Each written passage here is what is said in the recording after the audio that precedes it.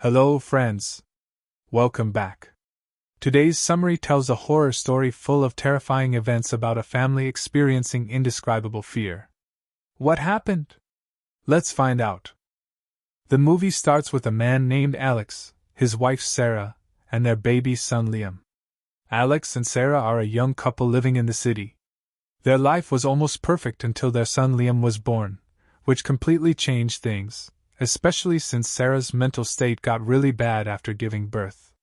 Because of this, Alex decided to take his wife and son and move to a new house in a remote village, in an attempt to improve Sarah's mental health, bring the family closer together, and help them get through this difficult time. We see them with a real estate agent named Sandy, who is showing them the house. Sandy keeps pointing out all the features of the house to Sarah, while Alex is impressed and wants to buy it. Not just because the house is nice, but also because it's very affordable compared to other houses in the village. Sarah, however, feels uncomfortable about the house and has a strange feeling about it, so Sandy tries to convince her to change her mind. She takes them on a tour of the garden and shows them more of the house's advantages. Sarah gets curious and asks why such a beautiful house is so cheap, and why it has been on the market for such a long time without anyone buying it. Sandy then tells her that an incident happened in the house a long time ago, which affected its reputation in the area. Alex asks Sandy not to go into details about the incident, but Sarah insists on knowing. Sandy explains that 40 years ago, the house was the scene of 2 murders and a suicide. A woman killed her son and father before taking her own life. Before Sandy can finish telling the full story, Alex interrupts her and refuses to let her continue. She gives them a report of the incident to read later, expecting they won't want to buy the house after learning the truth. Sarah hesitates at first and almost decides not to buy the house, but after thinking about her husband and their budget, she agrees to buy it. She tells Alex she's okay with it, and then Alex and Sandy complete the contracts, officially making the house theirs. Alex goes outside with Sarah and Liam, reassuring them that everything will be fine and that this change will really benefit their lives. Later, they enter the house to unpack and organize their things. Sarah notices a locked room they hadn't seen before and wants to open it, but Alex refuses at first. Alex is surprised to find a completely closed room they hadn't seen, so he tries to open the door, but it won't budge. He ends up breaking the door to get in with Sarah and their son. The room is old and filled with very old items. While they are inspecting the room, a suspicious person suddenly enters. It's their neighbor, Chris, who lives nearby. He brings a gift to welcome them. Chris starts introducing himself, but both Alex and Sarah notice that his behavior is strange. He keeps staring at Sarah in an unsettling way, which scares her.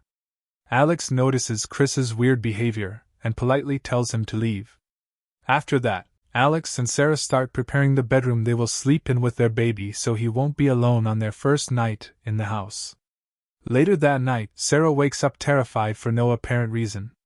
She goes to look at the report about the incident in the house and sees photos of everyone who died. As she studies the photos closely, she begins to hear sounds and imagine things around her. She puts the report back in the drawer and tries to sleep again. The next day, Alex gets ready to go to work and tells Sarah he'll be a little late since it's his first day back at work after the move. He leaves while Sarah stays home with the baby to continue organizing the house. After finishing tidying up, Sarah spends the whole day playing with her son. When night falls, we see her sitting by the window, feeding him. Suddenly, she sees a girl appear at the window for just a fraction of a second before vanishing completely. Naturally, Sarah is terrified and doesn't know whether what she saw was real or just a hallucination. She then puts her son to bed in a different room from hers and Alex's. Later, Alex returns home, and Sarah doesn't mention anything about the girl, choosing to treat it as a mere illusion. The next morning, Sarah goes to get her son from his room for breakfast but can't find him. She's about to go outside to look for him when she suddenly hears his voice. To her surprise, he's sitting on the bed as if nothing happened. Sarah hugs him, confused about what's really going on, but she starts to realize that the house hides a mysterious secret that must be uncovered. Later, she sits with her husband for breakfast, and asks him to go to their neighbor Chris's house to request help fixing something in the house. Since Alex is heading to work, he agrees. After he leaves, Sarah begins to hear noises coming from her son Liam's closet and decides to check it out. She tries to open the closet, but it won't budge. When she looks under it, she's startled by a swarm of flies on her face. She screams and moves away, but suddenly, the flies disappear, as if they were never there. Sarah sits in shock, unable to believe what just happened. Chris later visits the house, and Sarah tries to talk to him about the incident that happened in the house. He tells her that he has lived in this area all his life and was present during the incident. He recounts the story much like Sandy did, explaining that a girl named Anna killed her son and her father and then took her own life. Chris adds that Sarah bears an unnatural resemblance to Anna, which explains his strange behavior and the way he kept staring at her from the first time they met. While telling the story, Chris becomes visibly shaken for some unknown reason and is unable to continue. He excuses himself and leaves. That night, Sarah is afraid to leave her son alone in his room, so she brings him to sleep on her bed. Suddenly, she hears a girl screaming in pain. She rushes to the room from which the sound is coming but finds nothing. She sits on the bed to calm down, and suddenly she sees a terrifying figure standing in the hallway, running toward her. Before the figure can enter, the bedroom door slams shut, and someone pulls her by the legs. When she looks around, no one is there, but she sees handprints on her legs, realizing that everything happening in the house is far from imagination. Later, her son starts crying after falling off the bed. Sarah immediately comforts him and stays beside him until they both fall asleep. The next morning, Alex wakes her up to take care of their son while he goes to work. Sarah looks exhausted and worn out as Alex leaves, and she is left alone with the child. Chris then comes to visit Sarah and explains that he left abruptly last time and wants to make it up to her. Sarah smiles while listening to the story of Anna killing her father and son. Chris explains that Anna's father had kept her imprisoned, abused her, and prevented her from leaving until she gave birth to a child. One day, she managed to free herself, killed her father and son, and then took her own life. After finishing, Chris leaves, but it's clear that he is hiding something from Sarah. Curious, Sarah begins investigating the story to confirm the details. She meets Sandy, the real estate agent, and asks about the house incident. Sandy tells her the exact same story Chris did, but adds that Anna had a younger brother who lived with them during the events. After the incident, the police took care of him, and when he reached adulthood, he returned to the area under the name Chris. Sarah realizes that their neighbor Chris is Anna's younger brother, who was present during the incident, which explains why he was so affected when recounting the story. Although Sarah is surprised that Chris never told her the truth, she doesn't dwell on it.